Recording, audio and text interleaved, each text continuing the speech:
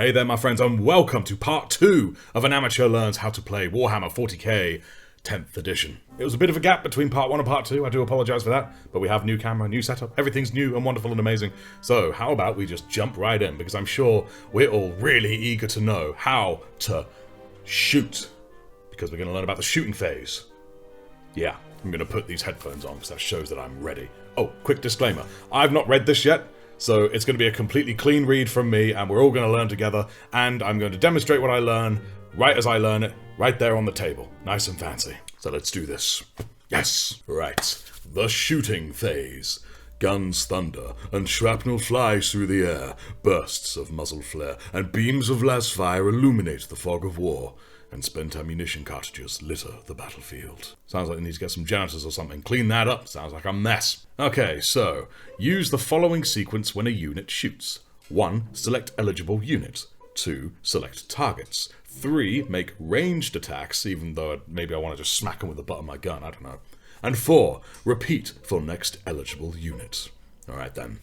In your shooting phase, if you have one or more eligible units from your army on the battlefield, you can select those units, one at a time, and shoot with them. Funny that. Each unit can only be selected to shoot once per phase. Once all of your units you have selected have shot, progress to your charge phase. I'm going to assume they don't mean charging your lasgun, I assume they mean charging into melee combat. Glorious melee combat. Okay, yeah, so that's basically just saying what we know. You choose who you want to shoot, they shoot, and then they've shot. Hooray. A unit is eligible to shoot unless any of the following apply. That unit advanced this turn, or that unit fell back this turn. Okay, that's fair enough, so either they've just spent all of their time moving, or they're running away. Cowards. Select targets. Each time a unit shoots, before any attacks are resolved, you must select the enemy units that will be the targets for all of the ranged weapons you wish its models to make attacks with. Each time you select a target for a model's ranged weapon, you can only select an enemy unit as the target if at least one model in that unit is both within range of that weapon and is visible to that attacking model. Yeah, I remember that about visibility and whatnot. If it's visible, it's visible. An enemy model is within range of a weapon if the distance between it and the attacking model is equal to or less than the weapon's range characteristic. So if it's in range, it's in range. Mind-blowing, I know. If a model has more than one ranged weapon, it can shoot all of them at the same target, or it can shoot each of them at a different target. That's actually really cool to know. But it cannot split attacks from the same weapon across more than one target. What if you have a flamethrower, you're just going up? But there's going to be a special rule for that, surely. Surely! Similarly, Similarly, there we go, if a unit has more than one model, these models can shoot at the same or different targets. In any case, when you select a target unit, you must declare which models will target that unit with which weapons before any attacks are resolved. If any of these weapons have more than one profile that you must choose between, you must also declare which profile is being used. So profile, is that like what, burst fire, single shot fire, plasma, like, you know, overcharging plasma or something. So in summary, before a unit shoots, select the targets for all of its ranged weapons. At least one model in the target unit must be visible to the attacking model and within range of the weapon being used. Models with more than one ranged weapon can shoot them at the same or different targets, but models cannot split attacks from the same weapon across more than one target, and models in the same unit can shoot at the same or different targets. Okay, that's fair enough. It makes fair sense. One weapon, one target, multiple weapons, multiple targets. Okay, cool. Multiple people with multiple weapons have multiple targets and multiple targets, or focus on one poor bastard. Either or. And there's also one little thing down here. Lone operative. Assassins and other covert agents are difficult to track and pinpoint in the swirling maelstrom of battle. Unless part of an attached unit, see leader, page 39. Okay, I look forward to that. This unit can only be selected as the target of a ranged attack if the attacking model is within 12 inches. That's actually quite cool and handy, especially if you're like a lone operative. How about that? Crazy! Okay, here's the meat. Making ranged attacks. The shooting unit's models now make attacks using their ranged weapons. Each time a model shoots with a ranged weapon, it will make a number of attacks equal to the attacks, or A, characteristic in that weapon's profile. You make one hit roll for each attack being made. Okay, so just out of curiosity, let's see what my intercessors, for instance, would be like. Ah, yeah, so my intercessor squad, they're bolt rifles. They have an A of 2, so they can shoot twice, and that's quite groovy, given that I've got, like, what, 10 or something in my squad? That's 20 shots. Okay, damn, that's pretty dope. I like that. And yes, look there, plasma pistol. There's standard and supercharge. Alright, that'll be the dual profile I was talking about. Okay, cool. I'm learning stuff. Anyways, moving on. If you selected more than one target for your unit to shoot at, you must resolve all of the attacks against one target before moving on to the next target. Okay, so be concise. Nice. If your unit is shooting more than one ranged weapon at a target, and those weapons have different profiles, then after you have resolved attacks with one of those weapons, you must, if any other weapons with the same profile are also being shot at that unit, resolve those attacks before resolving any other attacks against the target. So basically, anything with the same profile must be resolved at the same time before you do any other resolutions. Okay, fair enough. Note that, provided at least one model in the target unit was visible to an attacking model and in range of that attacking model's weapon, when that target unit was selected, that weapon's attacks can still be made, even if no models in the target unit remain visible to or in range of it when you come to resolve those attacks. For example, because models in the target unit have already been destroyed by attacks made with other weapons in the attacking model's unit. Okay, I get it. So, because it said before that you can shoot at a unit if only some of the models in a unit are visible. Meaning that if those models have been shot at, and technically no models are now visible because they're around a corner, they still take damage because they were visible when all of the attacks were made. Okay, I get it. So in summary, when a model shoots a weapon, it makes a number of attacks equal to that weapon's attack characteristic. Resolve all attacks against one unit before resolving attacks against any other unit. Resolve all attacks made with the same weapon profile before resolving attacks with any other profile. And if a weapon was in range and its target was visible when selected, that weapon's attack can always be made. Alright, cool beans. I feel this would be a good moment for me to give a demonstration, but I still don't know how to attack. It's not taught me yet, it's just told me core principles. I'll find a way to demonstrate that when we finally do demonstrate. Locked in combat. A unit is not eligible to shoot while it is within engagement range of one or more enemy units. While an enemy unit is within engagement range of one or more units from your army, you cannot select that enemy unit as a target of ranged weapons. Okay, so you can't shoot at enemies if they're engaged with your units. I mean, I get it, that's like, you know, you want to avoid friendly fire. But surely there are some factions like orcs that, well, they don't give a damn, they just want Daka. They just want Daka right up in that enemy booty, you know what I mean? They won't care if there's allies in there.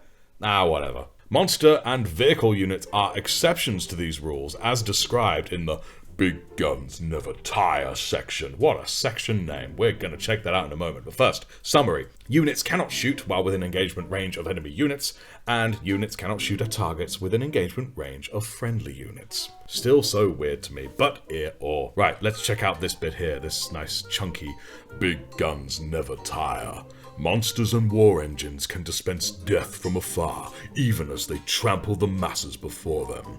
Damn, this sounds chunky. Right, let's do this. Monster and vehicle units are eligible to shoot in their controlling player's shooting phase, even while they are within engagement range of one or more enemy units. Ranged weapons equipped by monster and vehicle units can target one or more of the enemy units they are within engagement range of, even if other friendly units are also within engagement range of the same enemy unit. Okay, cool. So everything we just said about shooting at enemies with an engagement range of your allies, or allies being engagement range, etc.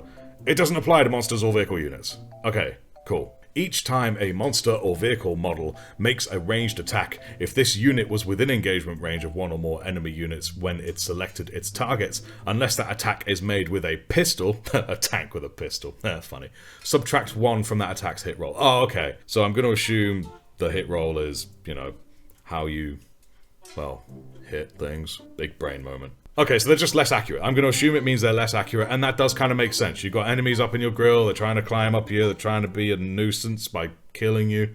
So, yeah, fairs. You can select an enemy monster or vehicle unit within engagement range of one or more units from your army as a target of ranged weapons. Each time a model from your army makes a ranged attack against such a target, unless that attack is made with a pistol, subtract 1 from that attack's hit roll. Okay, so it's basically saying the same the other way. But it also makes it clear it isn't just units that are in engagement range of said monster or vehicle. Any of your units, if that monster or vehicle is within engagement range of one of your units, you just subtract 1 from the hit roll, probably to avoid hitting your dudes.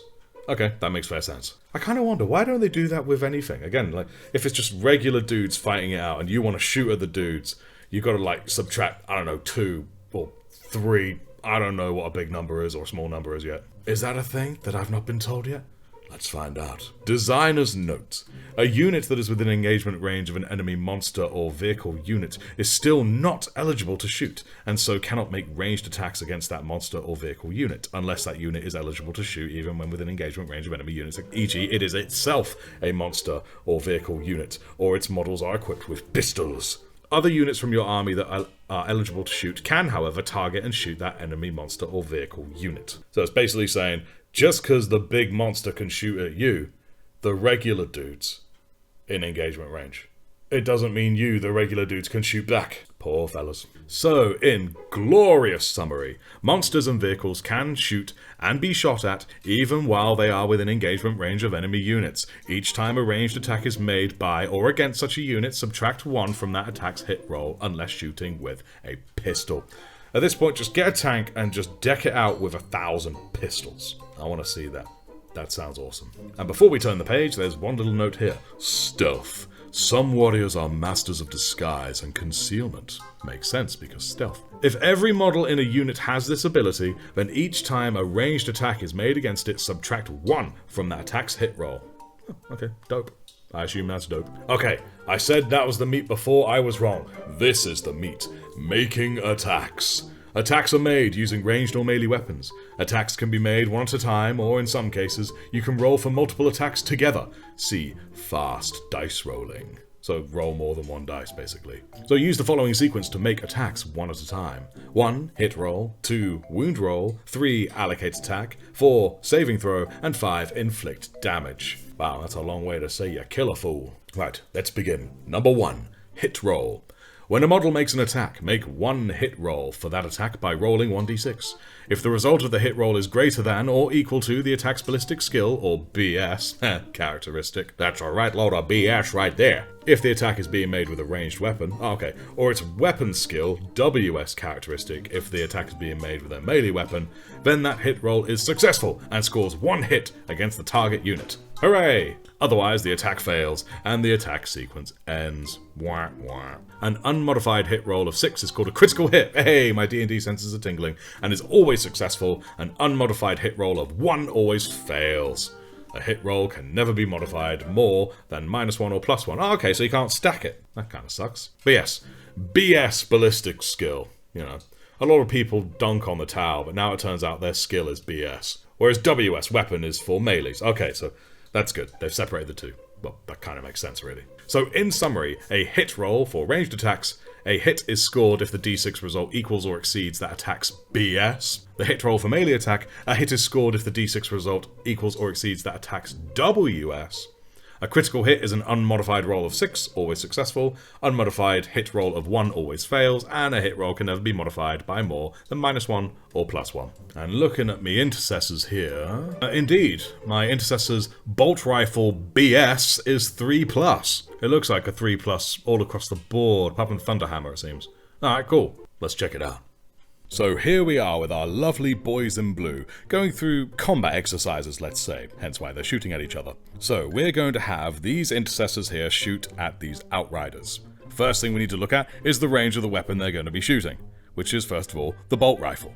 Now the bolt rifle has a range of 24 inches. These guys are clearly in range, but just to be extra sure, yep, they're within 15 inches, so absolutely within range. So, the attack characteristic of the bolt rifle, which all 10 of them possess, is 2, meaning that each bolt rifle can shoot 2 times. Meaning that with these 10 intercessors, there's going to be 20 shots fired with their bolt rifles. That means 20 d6 rolls, which is very exciting. Okay. 6, 7, 8. Okay, so my mere mortal hands can only hold 10 dice at a time, but thankfully I've been blessed with 2, 3, 4, 5, 6. Alright, this is a bit more precarious than I thought. 7, 8, 9, 10. Yeah! Alright, 20d6 dice. Excellent. Going to move this over here so you guys can better see the rolls. Alright then. So these intercessors have a BS skill with these bolt rifles at 3+, meaning that for every roll of the dice that is 3 or more, it is a successful hit. Alright, let's do this. All together now. Right, let's sift through this. So we are going to just pick out anything that's a 1 or 2, because they didn't hit, and we don't like them. You can be gone now. Is that all of them? Alright, cool, that's all of them. No, it's not. There's one more. There we go. That's all of them. Crikey, lads. Alright, so it was an exact 50-50. Of the 20 shots, 10 landed. Alright, cool beans. Alright then, and we continue onwards. 2. Wound roll. Each time an attack scores a hit against a target unit, make a wound roll for that attack by rolling 1d6 to see if that attack successfully wounds the target unit. The result required is determined by comparing the attack's strength characteristic, or S, with the target's toughness characteristic, or T, as shown below. Alright, cool. So, attack strength versus target's toughness. So if the strength of the attack is twice or more than the toughness, you only need a 2 or more. If the strength is simply greater than the toughness, it's 3 or more. If it's equal, it's a 4 or more. If the strength is less than the toughness, it's 5 or more. And if the strength is half or less than half of the toughness, it's a 6 or more. You know, the magical 7-sided d6. Okay, no, for real, I'm sure there's modifiers and whatnot. If the result of the wound roll is greater than or equal to the required number shown in the table opposite, then that wound roll is successful and scores 1 wound against the target unit. Otherwise, the attack fails, and the attack sequence ends. Makes sense. An unmodified wound roll of 6 is called a critical wound, and is always successful. Okay, so this is like before. Critical hit, critical wound. A 6 is a guarantee, and a 1 is a no-no. Fairs. A wound roll can never be modified by more than -1 or +1. Ah, cool. So in summary, a critical wound, unmodified wound roll of 6 is always successful. An unmodified wound roll of 1 always fails. A wound roll can never be modified by more than -1 or +1. Alright, excellent stuff. Alright, so with that, we left our intercessors attacking those outriders. Let's see what became of those attacks, shall we? Alright, so we're back with our intercessor lads, and if we remember with the bolt rifles, they scored 10 hits. We're going to roll with that. I'm just going to put 10 dice in there. 9, 10. Alright, so the strength of the bolt rifle sits at 4, whereas the toughness of the outrider squad sits at 5. So we've got a 4 versus 5 situation going on, and it said in the rules that if the strength is less than the toughness, then they've got to roll a 5 or more to wound. Alright, the odds are definitely not in their favour. I suppose that's what happens when you fire anti-personnel weapons at something like armoured bikes. But regardless, let's see what we can do. Alright then, well I can already see at least 1 5. Let's just pick out everything that is not in our favour. Okay, that's better than I expected. Damn, son. Well damn, of the 10 shots fired, they needed to get a 5 or 6, and 6 out of 10 did it. Damn. Alright, cool. And not only that, 3 of them are 6s. We have 3 5s and 3 6s. Well, how about we go and see if that has any impact on what is to come when it comes to allocating wounds, shall we? Right, cool. Number 3. Allocate attack. If an attack successfully wounds the target unit, the player controlling the target unit allocates that attack to one model in that target unit, as follows. If a model in the target unit has already lost 1 or more wounds, or has already had attacks allocated to it in this phase, that attack must be allocated to that model. Otherwise, that attack can be allocated to any model in the target unit. Okay, so if one's already wounded, then all fire focuses on him, and then can be allocated freely. Alright, I get it. I get it. Note that it does not matter if that model is visible to or within range or engagement range of the attacking model. So in summary, if a model in the target unit has already lost any wounds or had other attacks allocated to it this phase, the attack must be allocated to that model. Right, fair enough. And 4, saving throw. The player controlling the target unit then makes 1 saving throw. By default, this will be an armor saving throw using their model's save or SV characteristic. I like saving throws, it's D&D. Makes me happy. But some models have invulnerable saves that can be used instead. We'll check that out in a moment. To make an armor saving throw, roll 1d6, then modify the result by the armor penetration characteristic of the attack. For example, if the attack has an AP of -1, then 1 is subtracted from the saving throw. Okay, cool. So an armor-piercing weapon might have a higher, well, technically lower armor piercing of, like, for instance, -2 or something. And then you have to -2 from the saving throw. Logical. I like it. If the result is greater than or equal to the save characteristic of the model the attack was allocated to, then that saving throw is successful, and the attack sequence ends. Otherwise, that saving throw fails, and that model suffers damage. An unmodified saving throw of 1 always fails. A saving throw can never be improved by more than +1. So there's no guaranteed success saving throw with a 6. And to be honest, I like that. I think that's probably a good thing. So the defender has to equal the save characteristic. Okay, not exceed, but equal it. Okay, cool beans. Invulnerable saves. I like the sound of this. Whether shielded by force fields, enveloped in mystical energies, or simply possessed of preternatural senses and lightning-fast reflexes, some warriors are protected by more than mere physical armor. Some models have an invulnerable save listed on their datasheet. Each time an attack is allocated to a model with an invulnerable save, the controlling player must choose to use either that model's save characteristic or its invulnerable save, but not both. It's like my first instinct is like, oh, why not both? But I suppose that would be a bit overkill, wouldn't it? If a model has more than one invulnerable save, it can only use one of them. Choose which it will use. Unlike armor saving throws, which use a model's save characteristic, invulnerable saving throws are never modified by an attack's armor penetration characteristic. Oh, okay. But otherwise follow the normal rules for saving throws. So in summary, invulnerable save, never modified by an attack's AP, and the controlling player can choose to use either a model's invulnerable save or its save characteristic. That's actually rather cool to know. So if you have an invulnerable save, for instance, if you've got great armor, your invulnerable save maybe isn't as good. I don't know how good they can be. But the armor piercing just shreds through your armor. You can instead opt to use the invulnerable save, which is better than nothing. Or maybe the invulnerable save means you have to roll a 1 on everything. I don't know. Right. Number 5. Inflict damage. The damage inflicted is equal to the damage, or D, characteristic of the attack. A model loses 1 wound for each point of damage it suffers. If a model's wounds are reduced to 0 or less, oh, that sounds grim, it is destroyed and removed from play.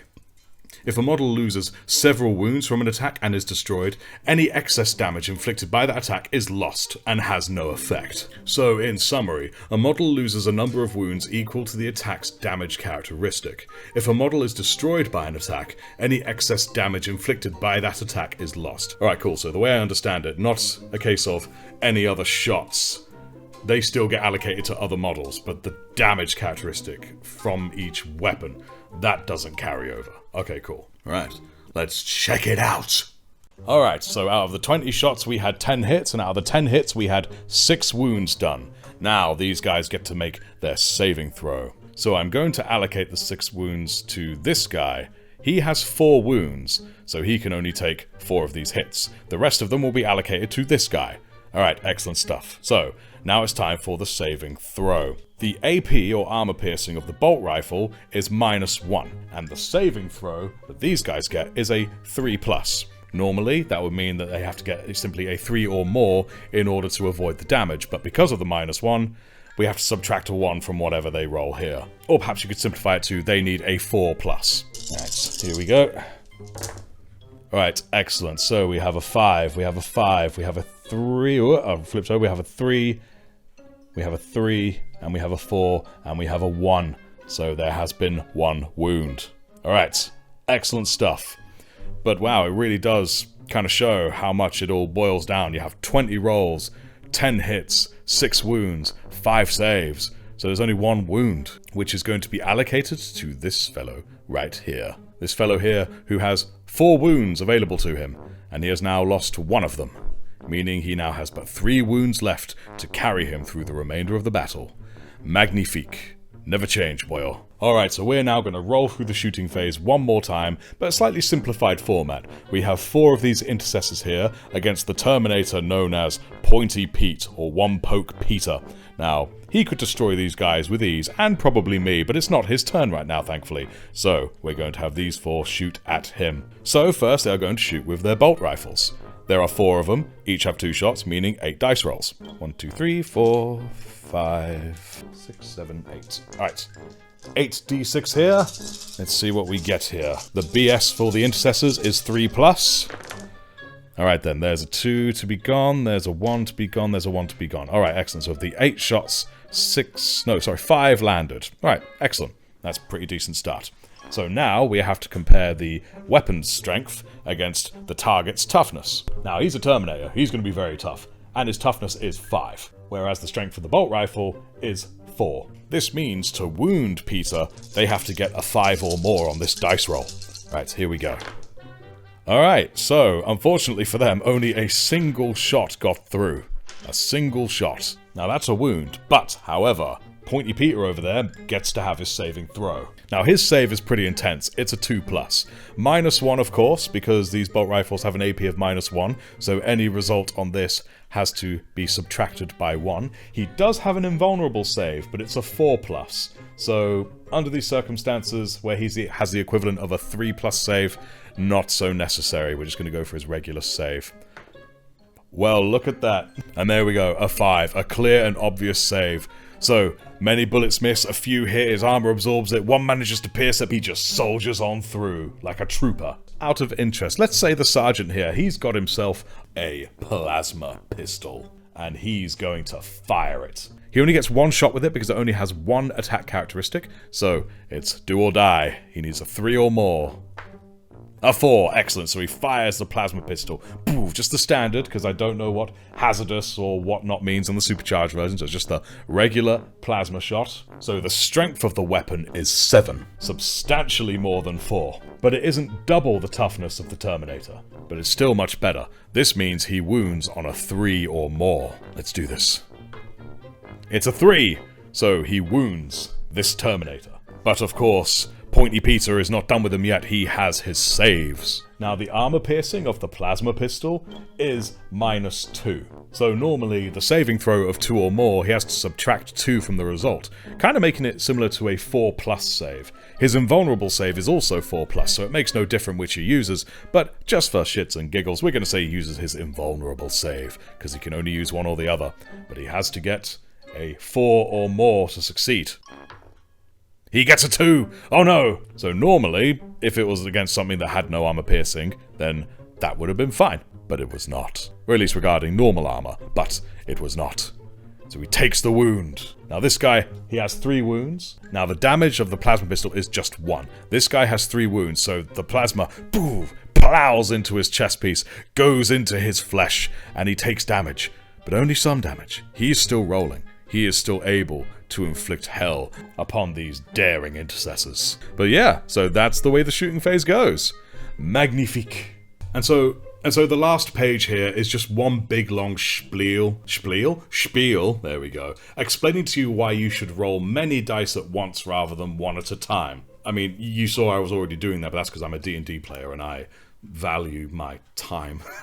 But yeah, just roll multiple dice when you can. I mean, there are some things of worth to read in here, so as a quick summary, when there's anything that has the same profile or characteristics, just roll all the dice for it at once. And if it's different, like different types of weapons of different stats, roll them separate from each other. Things of that nature. Fairly common sense, but yeah. So next, technically within the same chapter of all these rules is the weapon abilities, but I've decided I'm not going to read those here, because there seems to be some things that are related to melee, so I wish to have an understanding of the charging and the fight phase before we read these, but we shall go back to them, don't you worry, because I wish to demonstrate them. And judging from the amount of pages it has, it wouldn't surprise me if this thing gets its own video, all dedicated to the weapon abilities, so yeah. Dandy. Right, and that, my friends, was the shooting phase. Thank you so much for watching this. Please do not forget to like, comment, subscribe, all that good stuff. Consider joining the channel's Discord, and consider becoming a YouTube member if you like what I do and want some fancy, fancy benefits. like emojis and knowing what's going on. And it really supports me, so cheers 1,000 times. Next time, we'll be covering the charge phase. Charging. And depending on how long or short it is, we may also cover the fighting. We shall see when we get there. Anyways, let's roll.